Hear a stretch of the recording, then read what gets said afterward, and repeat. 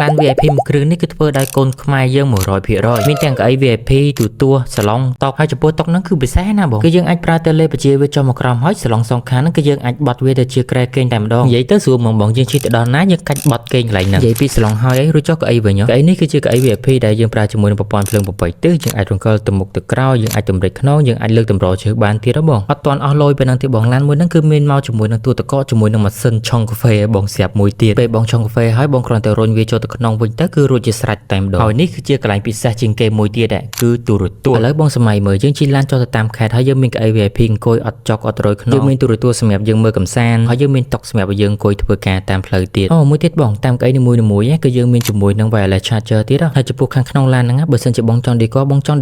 ក៏បានដែរបងចង់ដាក់ក្រែគេងបន្ទប់ទឹកចក្រានបាយក្រៅអូខេក៏បានដែរអញ្ចឹងបើសិនជាបងចាប់អារម្មណ៍អាចតាក់ទងមកតាម Facebook Page ឬក៏ Telegram ទីតាំងរបស់យើងគឺនៅលើបណ្ដោយផ្លូវជាសភារាទល់មុខជាមួយនឹងសាលា Learning Jungle